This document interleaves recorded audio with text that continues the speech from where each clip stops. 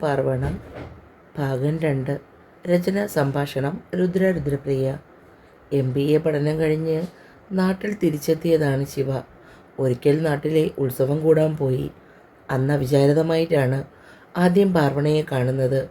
ഒറ്റ നോട്ടത്തിൽ തന്നെ ശിവയുടെ ഹൃദയം കവർന്നു ആ പെണ്ണ്. ഒരിക്കൽ കൂടി കാണാൻ ഉള്ളം തുടിച്ചെങ്കിലും പിന്നെ കാണാൻ കഴിഞ്ഞില്ല. വളരെ നിരാശയോടെയാണ് അന്ന് ശിവ വീട്ടിലേക്ക് മടങ്ങിയത്. അടുത്ത 2 ദിവസങ്ങളിലും അവളെക്കുറിച്ചുള്ള ഓർമ്മകൾ മനസ്സിൽ നിറഞ്ഞു. അപ്പോഴേക്കും താഴെ നിന്ന് ഒച്ചയും ബഹളവും കേൾക്കാൻ തുടങ്ങി. ആലോചനകൾ അവസാനിപ്പിച്ചുകൊണ്ട് ശിവ എഴുന്നേറ്റു. ഒച്ചയും ബഹളവും വല്ലാതെ ഉയർന്നപ്പോൾ ശിവ ദേഷ്യത്തിൽ സോപാനത്തിൽ നിന്നും എഴുന്നേറ്റ് നേരെ താഴേക്ക് ചെന്നു. ഇതെന്താ ഇവിടെ ഇത്ര ഒച്ച? പ്രിയയുടെ ഒച്ച കൂടാതെ ആരുടെയൊക്കെയോ ശബ്ദം. പ്രിയ, വീടാൻ, ഇതെൻ്റെയാണ്. സേതു ആൻറ്റി എനിക്ക് തന്നതാണ്. കയ്യിലെ ചിപ്സിൻ്റെ പാക്കറ്റ് തന്നിലേക്ക് വലിച്ചു പാർവണ ഒച്ച വെച്ചു. പ്രിയയും പാർവണയും തമ്മിൽ കലശലായ അടി നടക്കുമ്പോഴാണ് ദേഷ്യത്തിൽ ശിവ അവിടേക്ക് വരുന്നത്. അയ്യടി മോളെ, ഇത് എനിക്കും കൂടിയാണ്. നിനക്ക് മാത്രമാണെന്ന് ഇതിലെഴുതി വെച്ചിട്ടുണ്ടോ? നിന്റെ കയ്യിൽ കിട്ടിയാൽ നീ മിച്ചം വയ്ക്കുമോ? പ്രിയയുടെ കയ്യിൽ നിന്നും തട്ടിപ്പറിച്ച പാക്കറ്റുമായി പാർവണ തിരിഞ്ഞതും ആരുമായോ കൂട്ടിയിടിച്ചു. കയ്യിലെ ചിപ്സ് മുഴുവനും 2 പേരുടെയും പുറത്തേക്ക് വീണ് ചിതറി. ദേഷ്യത്തിൽ മുഖമുയർത്തിയ ശിവ കാണുന്നത് പേടിച്ചരണ്ട പേടമാൻ കണ്ണുകളെയാണ്. കണ്ണുകളിലെ ആ ഗോളങ്ങളുടെ ചലനം തൻ്റെ നെഞ്ചിൽ ചേർന്ന് നിൽക്കുന്ന ആ പെണ്ണിനെയും ശിവ ഇമ്മയനക്കാതെ നോക്കി നിന്നു. പെട്ടെന്ന് പാർവണ ശിവയിൽ നിന്നും കുതറി മാറി. സോറി, ഞാൻ പെട്ടെന്ന് കണ്ടില്ല, അവൾ ശിവയുടെ മുന്നിൽ നിന്നും വിക്കി. അപ്പോഴേക്കും പ്രിയ അവളുടെ അടുത്തേക്ക് ഓടി വന്നു. ഏട്ടാ, ഇത് പാർവണയാണ്, നമ്മുടെ പ്രതാപനങ്ങളിൻ്റെ മോള്. ഏട്ടനിവിടെ കുഞ്ഞിലേ കണ്ടിട്ടുണ്ട്. നീ എന്താടി ഇങ്ങനെ പേടിച്ച് നോക്കുന്നത്? ഇതെൻ്റെ ഏട്ടനാണ്, ദി ഗ്രേറ്റ് ശ്രീ ശിവ, പത്മതീർത്ഥം ഗ്രൂപ്പിൻ്റെ മാനേജിങ് ഡയറക്ടർ.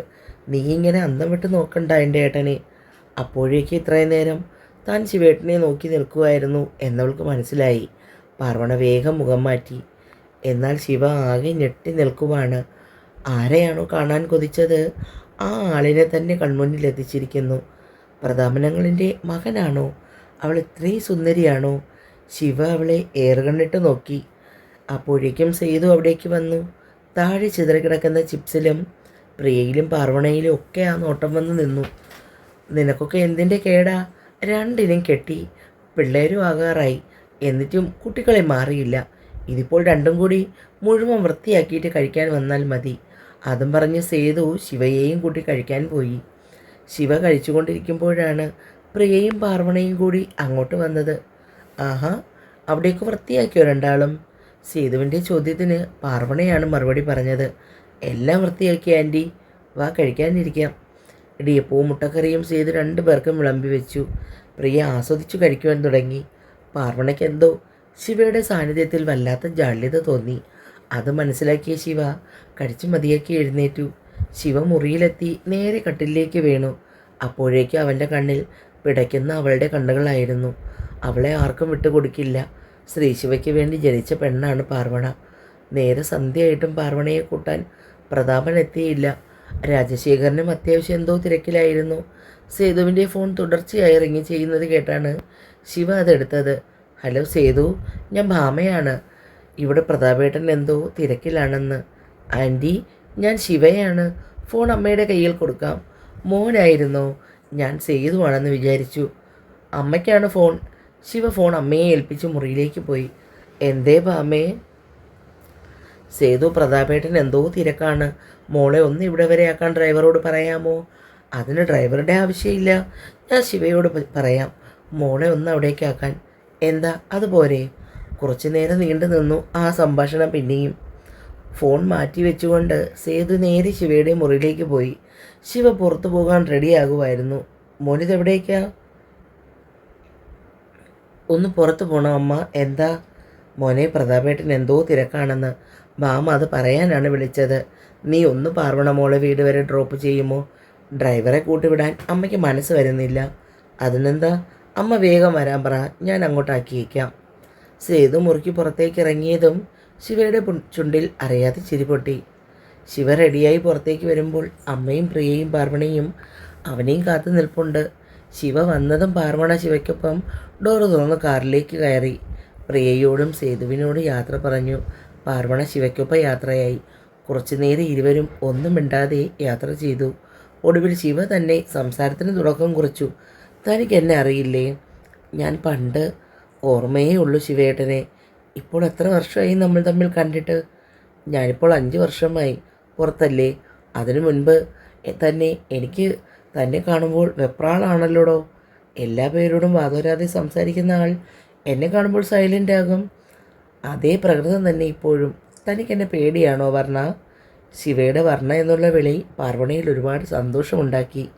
ശിവേട്ടൻ്റെ കോഴ്സൊക്കെ കഴിഞ്ഞോ? MBA കഴിഞ്ഞു. 2 വർഷമായി. കുറച്ച് കാര്യങ്ങൾ കൂടി ഉണ്ടായിരുന്നു. ഇപ്പോൾ എല്ലാം കഴിഞ്ഞു. ഇനി നാട്ടിൽ അച്ഛൻ്റെ കൂടെ. തൻ്റെ പഠിത്തമൊക്കെ എങ്ങനെ പോന്നു? പ്രിയയെപ്പോലെ ഉഴപ്പാണോ? അതിന് പ്രിയ ഉഴപ്പാണെന്ന് ആര് പറഞ്ഞു ശിവേട്ടനോട്? എത്ര കളിച്ചു നടന്നാലും പഠിത്തത്തിന് ഞങ്ങൾ കോംപ്രമൈസ് ചെയ്യില്ല. അത് ഞങ്ങളുടെ വാക്കാണ്. പിന്നെ കോളേജ് ടൈം അടിച്ചു പൊളിക്കണ്ടേ ശിവേട്ട? വളരെ പെട്ടെന്ന് തന്നെ ശിവയും പാർവണയും തമ്മിൽ നല്ലൊരു സൗഹൃദം ഉടലെടുത്തു. സംസാരിച്ച് പാർവണയുടെ വീടെത്തിയത് രണ്ടുപേരും അറിഞ്ഞില്ല. ഇറങ്ങുന്നില്ലേ ശിവേട്ട? വേണ്ട വർണ്ണ, ഇനി ഒരിക്കലാകാം. എന്നാൽ ഞാൻ പോട്ടെ, ബൈ. ശിവയോട് യാത്ര പറഞ്ഞു പോയ വർണ്ണയുടെ മനസ്സ് നിറയെ ശിവയുടെ കാപ്പി കണ്ണുകളായിരുന്നു. ശിവയുടെ അവസ്ഥയും മറിച്ചല്ലായിരുന്നു. അവളുടെ മുഖം അവൻ്റെ ഹൃദയത്തിൽ അത്രമേൽ ആഴത്തിൽ പതിഞ്ഞു പോയി. 2 പേർക്കും പരസ്പരം തോന്നിയ ഇഷ്ടം അവർ ഉള്ളിൽ തന്നെ മറച്ചു വെച്ചു. സമയം വരുമ്പോൾ എല്ലാവരെയും അറിയിക്കാമെന്ന് ശിവയും കരുതി. ഒട്ടും പ്രതീക്ഷിക്കാതെയാണ് അന്ന് രാത്രി രാജശേഖരൻ ഒരു സിംഗപ്പൂർ പ്രോജക്റ്റിനെ കുറിച്ച് ശിവയുമായി ചർച്ച നടത്തിയത്. വളരെ കാലത്തെ എൻ്റെ ആംബിഷനാണ് ശിവ ഇത്. നീ പോയി ഇതിൻ്റെ പേപ്പർ വർക്കൊക്കെ പൂർത്തിയാക്കണം. ചിലപ്പോൾ നിനക്ക് അവിടെ നിൽക്കേണ്ട അവസ്ഥയും ഉണ്ടാകും. കാരണം ഇത് അത്രയും വലിയൊരു ഡ്രീം പ്രോജക്റ്റാണ്. ഇതുപോലെ പ്രോജക്റ്റ് ഇനി ലൈഫിൽ ഉണ്ടാകില്ല. അതുകൊണ്ട് 2 ദിവസത്തിനകം പോകാൻ റെഡിയാകണം. ചിലപ്പോൾ 6 മാസം നീ അവിടെ നിൽക്കേണ്ടി വരും. മാത്രമല്ല ചില ഫോറിൻ കൺട്രീസുമായി കൊളാബറേഷൻ നടത്തേണ്ടതിൻ്റെ ആവശ്യകതയെക്കുറിച്ചും നമുക്ക് ചിന്തിക്കണം. അച്ഛാ, ഇത്രയും വലിയൊരു ടാർഗറ്റ് അച്ചീവ് ചെയ്യാൻ ഞാൻ പോയാൽ അത് ശരിയാകുമോ? ശിവ പകുതിയിൽ നിർത്തി. ശ്രീപത്മം ഗ്രൂപ്പിൻ്റെ മാനേജിംഗ് ഡയറക്ടർ ശ്രീശിവയ്ക്കുള്ള ബിസിനസ് മൈൻഡ് അച്ഛനായ ഞാൻ മനസ്സിലാക്കിയിട്ടുണ്ട്. ആ വിശ്വാസം എനിക്ക് ആവോളം ഉള്ളതുകൊണ്ടാണ് മോൻ ഫുൾ കോൺഫിഡൻസിലോടെ പോകാൻ നോക്ക്. രാജശേഖരൻ ആ സംഭാഷണം അവിടെ അവസാനിപ്പിച്ചു. രാത്രിയിൽ ശിവയ്ക്ക് തിരിഞ്ഞും മറിഞ്ഞും കിടന്നിട്ടും ഉറക്കം വന്നില്ല. മനസ്സിന് വല്ലാത്ത ഭാരം. വർണ്ണ അവളെ വിട്ട് സിംഗപ്പൂർ പോകാൻ, അതോ 6 മാസക്കാലം? അച്ഛനോട് എങ്ങനെ നോ പറയും? അച്ഛൻ്റെ ഇത്രയും വർഷത്തെ ആഗ്രഹമാണ്, അത് തകർക്കാൻ പാടില്ല. പക്ഷേ മറുപുറത്ത് എൻ്റെ പ്രണയമാണവൾ. അവളുമായി ഒന്ന് അടുത്ത് തുടങ്ങിയതേ ഉള്ളൂ. അപ്പോഴേക്ക് ഇവിടുന്ന് പോയാൽ അത് അവളെ നഷ്ടപ്പെടാൻ ഇടയാക്കിയാലോ? ഉള്ളിലുള്ള സ്നേഹം ഇതുവരെയും പറഞ്ഞിട്ട് പോലുമില്ല. ശിവയ്ക്കാകെ ഭ്രാന്ത് പിടിക്കുന്ന പോലെ തോന്നി. പാർവണയെ ഒന്ന് കാണുവാൻ അവൻ്റെ ഉള്ളം തുടികൊട്ടി. പക്ഷേ രാവിലെ 4 മണിക്കുള്ള ഫ്ലൈറ്റിൽ സിംഗപ്പൂർ പോകണം. അതിനു മുമ്പ് എങ്ങനെ അവളെ ഒന്ന് കാണും? സ്നേഹം സത്യമാണെങ്കിൽ അവൾ എൻ്റെ ഹൃദയകവാടത്തിൽ നിറഞ്ഞു നിൽക്കും പോലെ അവളുടെ ഹൃദയത്തിൻ്റെ ഏതെങ്കിലും ഒരു കോണിൽ ഈ ശ്രീശിവയും ഉണ്ടാകും. 6 മാസമല്ല, 6 വർഷമായാലും എൻ്റെ പെണ്ണ് എനിക്കായി കാത്തിരിക്കും. ആത്മവിശ്വാസം കൂടുതലാണോ എന്നറിയില്ല. എൻ്റെ പ്രണയം നിന്നോട് പറയാൻ കഴിയാതെ പോയാൽ നീ എനിക്കായി കാത്തിരിക്കുമോ? വെളുപ്പിന് എയർപോർട്ടിലേക്ക് തിരിക്കുമ്പോൾ എല്ലാവർക്കും നിറഞ്ഞ പുഞ്ചിരി സമ്മാനിച്ചു ശിവ. പക്ഷേ പാർവണയെക്കുറിച്ച് ചിന്തിക്കുമ്പോൾ അവൻ്റെ ഉള്ളിൽ ഒരു നോവ് അനുഭവപ്പെട്ടു. പതിവ് പോലെ കോളേജിൽ ചെല്ലുമ്പോൾ പ്രിയ ആകെ മൂഡ് ഓഫാണ്. പാർവണ പ്രിയയുടെ അടുത്തേക്ക് ചെന്ന് തോളിലൂടെ കൈയിട്ട് ചേർത്ത് പിടിച്ചു. എന്താടി കാന്താരി, നീ ഇങ്ങനെ എന്തോ കളഞ്ഞ എന്തിനെയോ പോലെ ഇരിക്കുന്നേ? പാർവണ പ്രിയയെ അവൾക്ക് നേരെ തിരിച്ചിരുത്തി. പ്രിയയുടെ നിറഞ്ഞ കണ്ണുകൾ കണ്ട് പാർവണ അവളെ ഇറുക്കി പിടിച്ചു. പ്രിയ, നീ കരയുവാണോ? അതും എന്തിനു വേണ്ടി? എന്താ ഉണ്ടായത്? ഏങ്ങൽ കടിച്ചമർത്തി പ്രിയ പാർവണയെ നോക്കി. ഏട്ടൻ സിംഗപ്പൂർ പോയടി. 6 മാസം കഴിഞ്ഞേ വരൂ. അച്ഛൻ ഇന്നലെ രാത്രിയിലാണ് പറഞ്ഞത്. അർജൻറ്റായിരുന്നു. എനിക്ക് കണ്ടു കൊതി തീർന്നില്ലടി ഏട്ടനെ. എവിടെയൊക്കെ കൊണ്ടുപോകാമെന്ന് പറഞ്ഞിരുന്നെന്നോ. എന്നിട്ടാണ് ഇപ്പോൾ ഇങ്ങനെ ഒരു ബിസിനസ് ട്രിപ്പ്. ആ വാർത്ത കേട്ട ഷോക്കിലായിരുന്നു പാർവണയും. സിംഗപ്പൂർ പോയെന്നോ? ശിവയുടെ മുഖം മനസ്സിൽ തെളിഞ്ഞതും പാർവണയ്ക്ക് സങ്കടം തോന്നി. ശിവയോട് എന്തോ ഒരു അടുപ്പം തോന്നിയിരുന്നു. പക്ഷെ പെട്ടെന്ന് പോയെന്ന് കേട്ടപ്പോൾ എന്തോ ഹൃദയം വല്ലാതെ പിടയ്ക്കുന്നു. ദൂരേക്ക് പോയ പ്രിയപ്പെട്ടതിനെ എടുത്ത് നെഞ്ചോട് ചേർക്കാൻ തോന്നുന്നു. പാർവണ ഒന്നും മിണ്ടാതെ പ്രിയയുടെ അടുത്ത് ചേർന്നിരുന്നു. ശിവേട്ടൻ തന്നെ നോക്കുമ്പോൾ പലപ്പോഴും എന്നോട് പറയാൻ ബാക്കി വെച്ചത് എന്തോ ഉണ്ടെന്ന് തോന്നിയിരുന്നു. ഇല്ലായിരുന്നോ? ഒന്നും എന്നോട് പറയാനില്ലായിരുന്നോ? അപ്പോൾ എനിക്ക് തോന്നിയതാണോ ആ കണ്ണുകളിൽ ഞാൻ കണ്ട എന്നോടുള്ള പ്രണയം? രാത്രിയിൽ കിടക്കാൻ നേരം അവളുടെ ചിന്ത മുഴുവനും നിറഞ്ഞു നിന്നതും ശിവയായിരുന്നു. ശിവയെക്കുറിച്ച് ഓർക്കുമ്പോൾ മനസ്സിൽ മഞ്ഞു വീണ പോലെ തോന്നും. എൻ്റെ മനസ്സിൽ നിങ്ങളുണ്ട് ശിവേട്ട. എനിക്കിഷ്ടവുമാണ്. ഞാൻ കാത്തിരിക്കും നിങ്ങൾക്കായി. ഈ 6 മാസം എനിക്ക് നിങ്ങളോടുള്ള പ്രണയം തിരിച്ചറിയാനുള്ള സമയമായിക്കോട്ടെ. അച്ഛൻ്റെ ആഗ്രഹം പോലെ പ്രവർത്തിക്കാൻ ശിവയ്ക്ക് കഴിഞ്ഞു. ശ്രീപത്മം ഗ്രൂപ്പ് ഓഫ് ഇൻഡസ്ട്രീസ് അവരുടെ ഡ്രീം പ്രോജക്റ്റ് ഒപ്പുവെച്ചു. അനേകം ഫോറിൻ കമ്പനിയുമായി ടൈപ്പ് ഉണ്ടാക്കി. ഏകദേശം 2 മാസത്തോളം വേണ്ടി വന്നു ശിവയ്ക്ക് ഒന്ന് റിലാക്സ് ആകാൻ. 6 മാസം എന്ന കാലാവധിയിൽ നിന്നും 1 വർഷം വരെയായി ശിവ സിംഗപ്പൂർ പോയിട്ട്. ശിവയുടെ ബിസിനസ് കരിയർ തന്നെ മാറി മറിഞ്ഞു.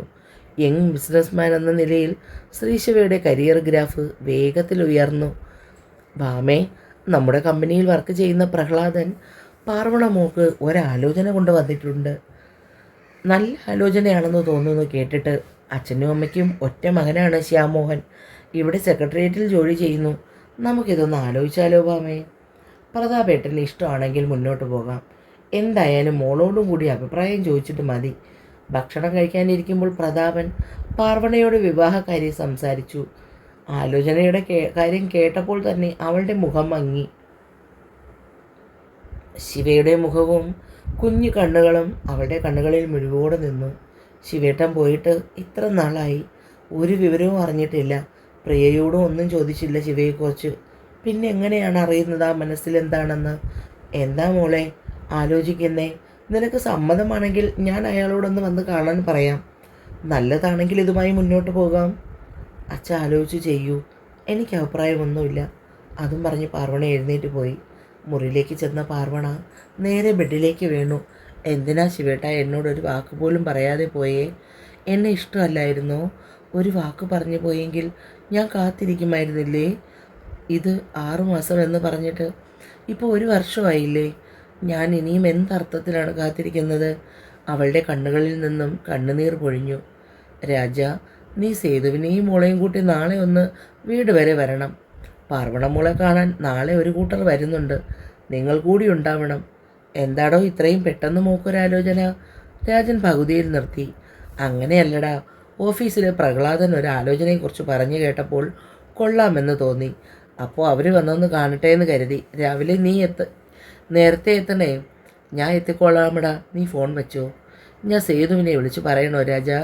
വേണ്ടടാ, ഞാൻ പറയാം. ആരാ രാജേട്ടാ ഫോണിൽ? അത് പ്രതാപനാണ്. നാളെ ഒന്ന് അങ്ങോട്ട് പോകണം. പാർവണ മോളെ കാണാൻ രൂട്ടർ വരുന്നുണ്ട്. അതെന്താ രാജേട്ടാ പെട്ടെന്നൊരു കല്യാണം? ഞാൻ നമ്മുടെ ശിവയ്ക്ക് വേണ്ടി മോളെ ചോദിക്കാനിരിക്കുമായിരുന്നു. ഇനിയിപ്പോൾ നാളെ ഒരു കൂട്ടർ വരികയില്ലേ? അതെന്തായി എന്ന് നോക്കട്ടെ, അതിനുശേഷം നമുക്ക് ആലോചിക്കാം. രാജശേഖരനും സേതുവും പ്രിയയും എത്തുമ്പോൾ പാർവണ ഒരുങ്ങുമായിരുന്നു. പ്രിയ വേഗം അവൾക്കൊപ്പം ചേർന്നു. രാജനും പ്രതാപനും സംസാരിക്കാൻ തുടങ്ങുമ്പോൾ ഭാമയും സേതുവ് നേരെ അടുക്കളയിലോട്ട് പോയി. രാവിലെ കൃത്യസമയത്ത് തന്നെ ശ്യാമോഹനും അച്ഛനും അമ്മയും പ്രഹ്ലാദനും ചേർന്ന് പാർവണയെ കാണാനെത്തി. എന്താ പെണ്ണേ, നിന്റെ മുഖം ഇങ്ങനെ വീർത്തിരിക്കുന്നേ? പ്രിയ പാർവണയുടെ മുഖം തനിക്ക് നേരെ തിരിച്ചു. ചോദിക്ക് പ്രിയേച്ചി. അങ്ങനെ ഞാൻ ഇന്നലെ മുതൽ ഈ ചേച്ചിയോട് ചോദിക്കുന്ന ചോദ്യമാ, ഈ മുഖം വീർപ്പിക്കാൻ എന്തിനാന്ന്? പാർവണയുടെ അനിയത്തി പവിത്ര ഇരുവരോടുമായി പറഞ്ഞു. മോള് പോയി ഇവൾക്ക് ചൂടാനുള്ള പൂവെടുത്തിട്ട് വാ, ഞാൻ ചോദിക്കാം. പ്രിയ പറഞ്ഞതും പവിത്ര റൂമിൽ നിന്നും പുറത്തേക്ക് പോയി. എന്ത് പറ്റി പെണ്ണെ, എന്തിനാ ഈ വിഷമം? പാർവണ പ്രിയയെ ചേർത്ത് പിടിച്ചു. എനിക്കറിയില്ലടി, എനിക്ക് എന്തോ ഒരു വിഷമം പോലെ. എനിക്ക് ഈ വിവാഹം. മോള് റെഡിയായില്ലേ? അവരെല്ലാം മോളെ വെയിറ്റ് ചെയ്തിരിക്കുവാണ്. മോള് വേഗം വാ. ഭാമ പറഞ്ഞിട്ട് റൂമിന് പുറത്തേക്ക് പോയി. പാർവണ മുഖം അമർത്തി തുടച്ചു. വാ പോകാം. അതും പറഞ്ഞ് പ്രിയയുടെ കൂടെ കയ്യും പിടിച്ച് ഹാളിലേക്ക് പോയി. പുതിയ സ്റ്റോറിയാണ്. എല്ലാവരും വായിച്ച് അഭിപ്രായം പറയണേ കൂട്ടുകാരെ.